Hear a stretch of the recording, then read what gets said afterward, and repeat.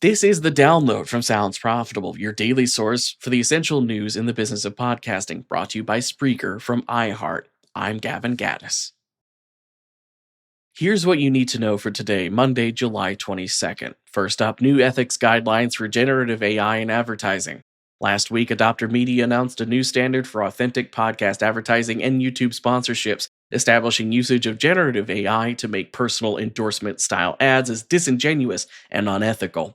Similarly, the ANA, or Association of National Advertisers, has published their own new ethics framework that includes best practices requiring any use of generative AI to be disclosed with a clear, easily accessible notice. Similarly, the ANA, or Association for National Advertisers, has published a new ethics framework that includes best practices requiring any use of generative AI tools to be disclosed with a clear or easily accessible notice. While AI tools can innovate post-production processes or fixing small issues, proper ethics guidelines serve to future-proof podcasting's power of authenticity and trustworthiness. Next up, sports audio plays an integral role in the female sports fandom.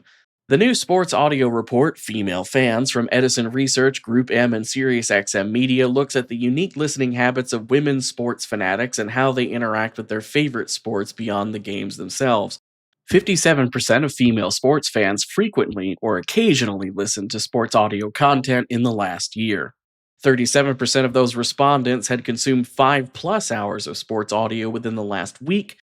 And there's room to grow with women-focused sports audio, as 35% of female audio listener respondents agree there aren't enough sports audio programs that give different perspectives or follow the sports they enjoy. Next up, here's what NBC Universal is charging for the first programmatic Olympics.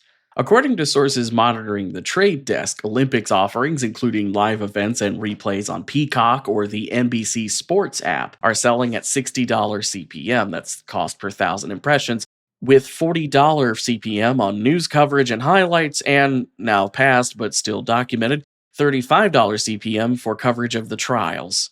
For savvy brands wanting to get in front of leaned-in Olympics audiences, podcasting content focused on the games should be on their radar. Next up, Netflix's advertising-supported tier surges, but meaningful profit is still in the future. Netflix's Q2 report shows steady progress for the ad-supported subscription tier, with 35% growth quarter over quarter. Since the tier's launch 18 months ago, which included a rocky start that bought impressions needed to be refunded to Australian advertisers back in February 2023, the ads tier now makes up over 45% of Netflix signups. The company does not expect ad revenue to become their primary source of income this year or in 2025.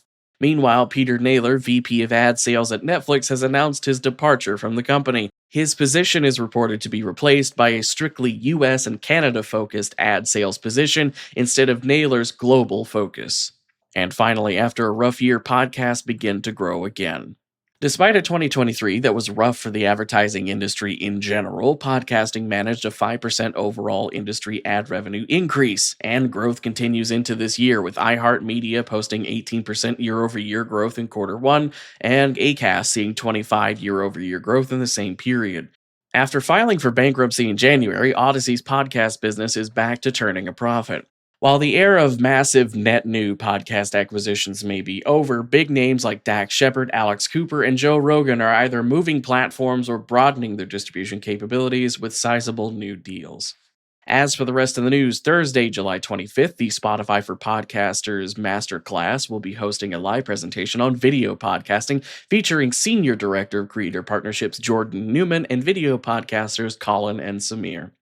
Staff from Spotify and the early days of Canva have joined Wondercraft, which has been dubbed the Canva for audio. Paris-based podcast production company Paradiso Media has started bankruptcy proceedings with the French court system. A new IAB survey forecasts a 16% year-over-year increase in digital video ad spend, and Netflix debuts an audio fiction series set in the world of Rebel Moon, set 500 years before the events of the first movie.